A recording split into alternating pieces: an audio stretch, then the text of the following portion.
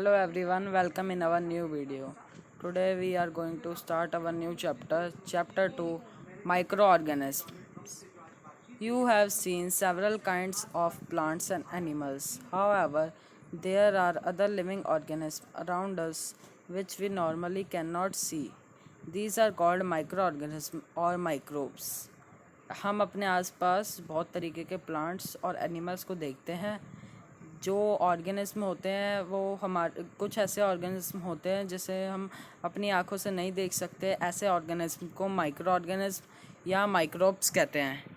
Examples for example, you might have observed that during the rainy season moist bread gets spoiled and its surface get covered with grayish white patches. इसका एक example है, आपने जब बारिश के दिनों में आपने स्पॉइल हुई ब्रेड को देखोगे तो फिर उस पर ग्रेइश कलर के वाइट कलर के पैचेस पड़ जाते हैं।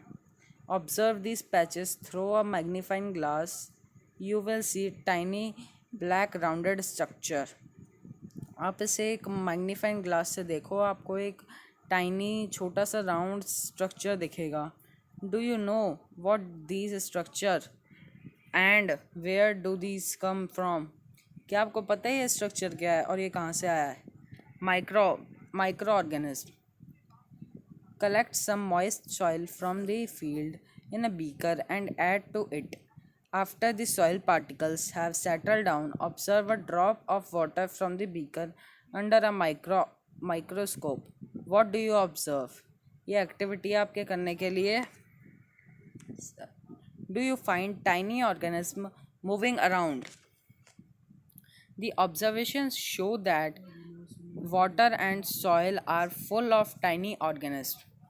Truly, not all of them fall into the category of microbes. आपने ऑब्जर्व किया होगा सॉइल में और वाटर में ऑर्गेनिज्म होते हैं और ये सभी को माइक्रोब्स नहीं कहा जाता। These microorganisms or microbes are so small in size they cannot be seen with our naked eyes. ये इतने स्मॉल होते हैं कि हम इन्हें अपनी आँखों से नहीं देख सकते। Some of these such as fungus that grown on a bread. इसमें से फंगस है जो ब्रेड पे ग्रोन हो जाती है जब ब्रेड स्पॉइल हो जाती है। Can be seen with a magnifying glass. Other cannot be seen without the help of microorganism. ये एक फंगस ही है जो मैग्नीफाइंग ग्लास के जरिए हम देख सकते हैं और कोई ऐसा माइक्रो ऑर्गेनिज्म और माइक्रोब नहीं है जिसे हम मैग्नीफाइंग ग्लास के जरिए देख सकें। इसके लिए माइक्रोस्कोप ज़रूरी होता है। That is why these are called micro organism और माइक्रोब्स।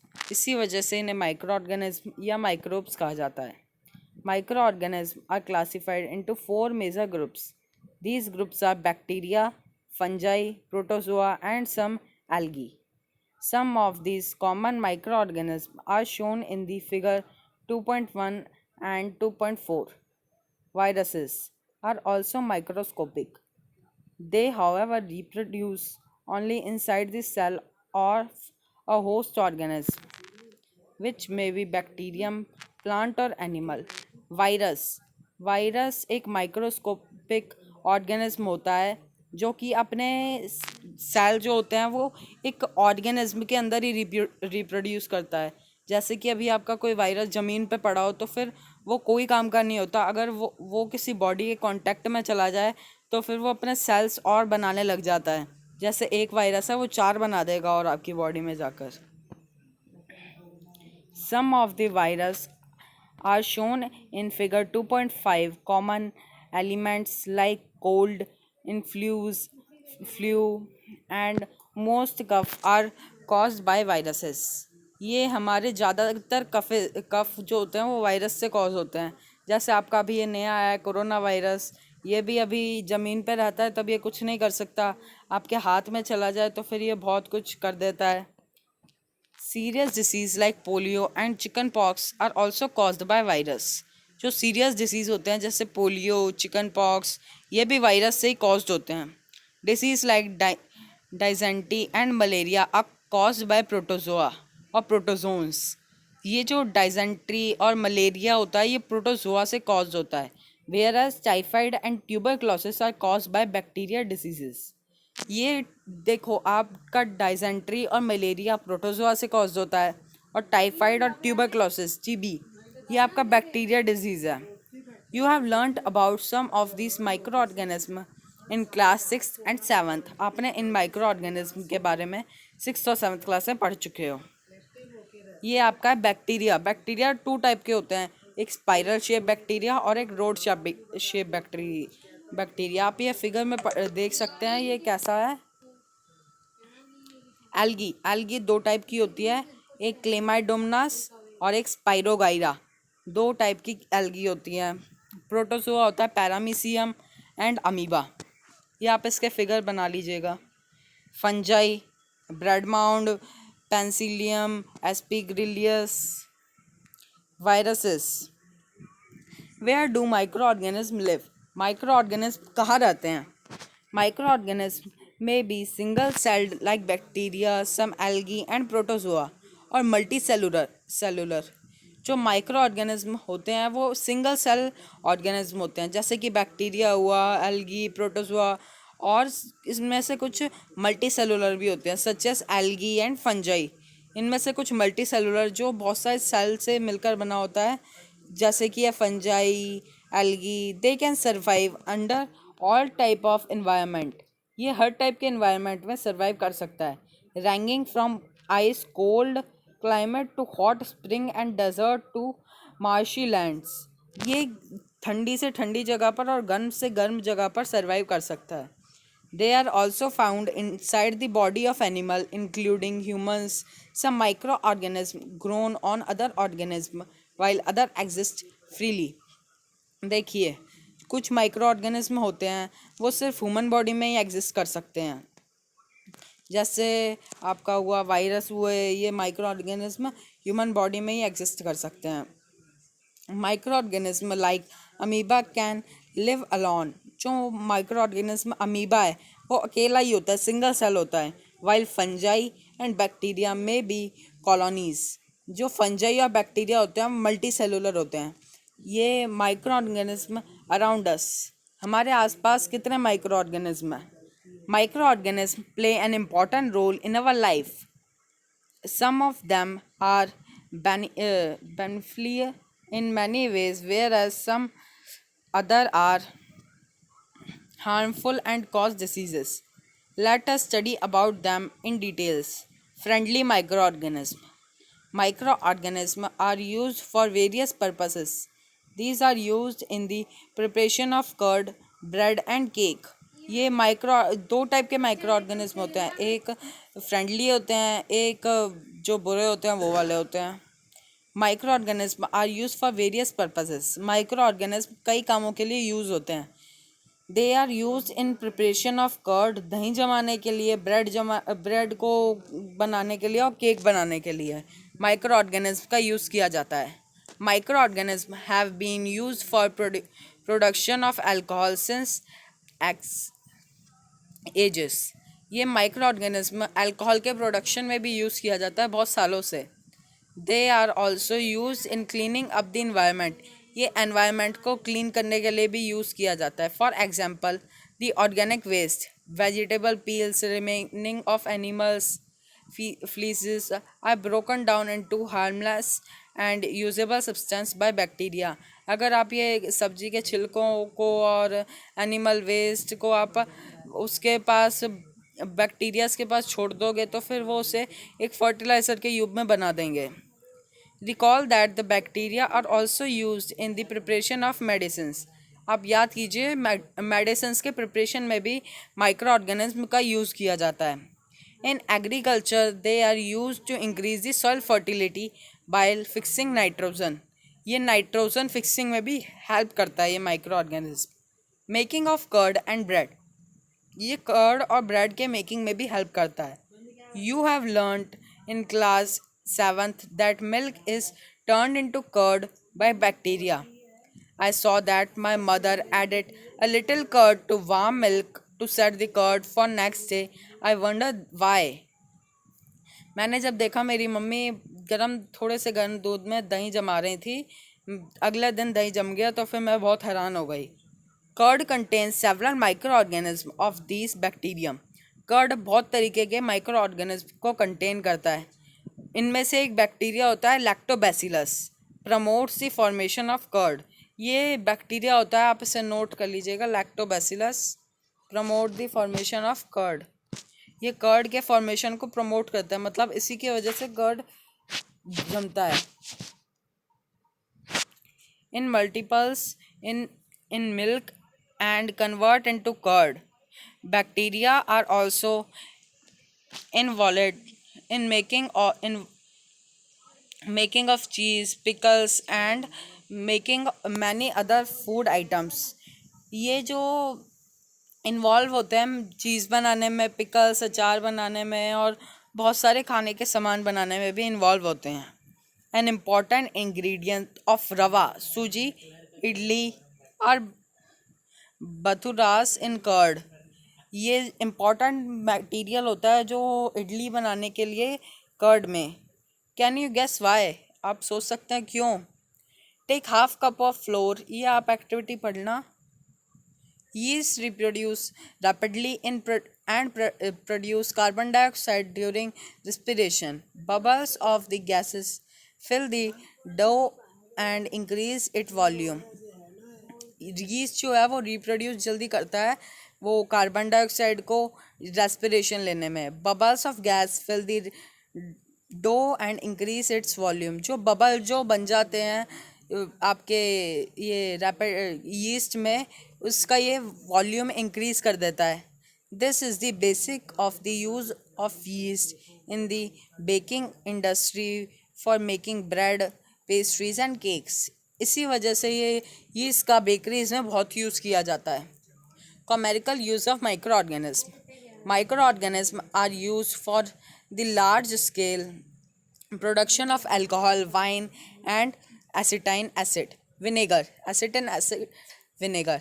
विनेगर का आप ये सेकंड नेम याद कर सकते हैं, chemical name acetic acid. Yeast is used for commercial production of alcohol and wine.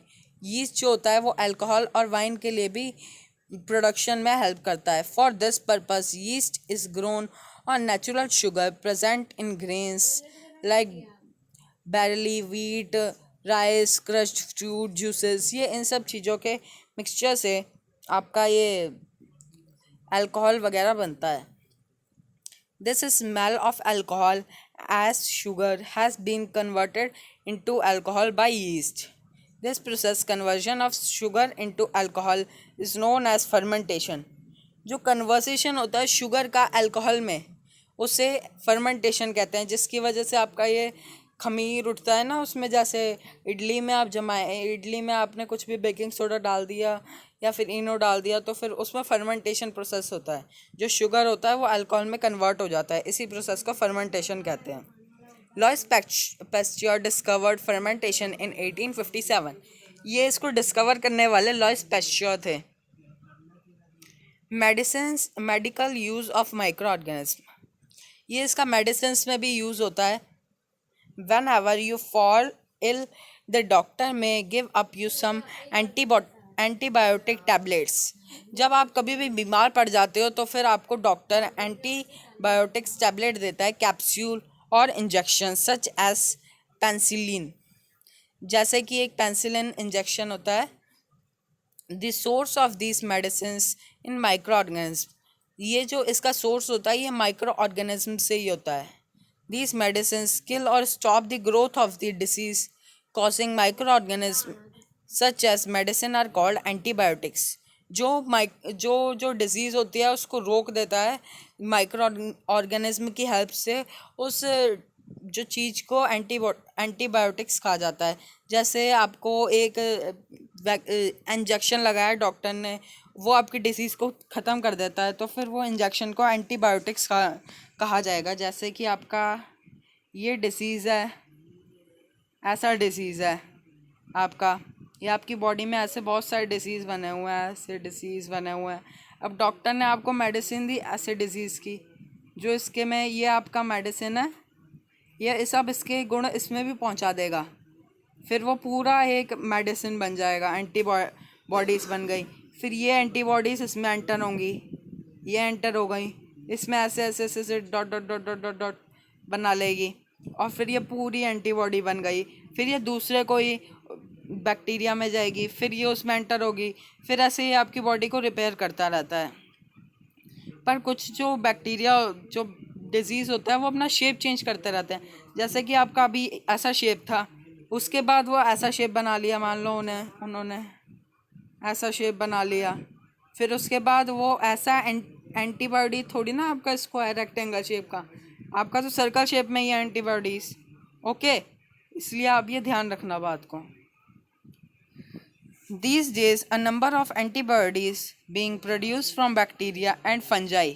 आज के समय में जो एंटीबायोटिक्स प्रोड्यूस होती हैं बैक्टीरिया से और फंजाई से,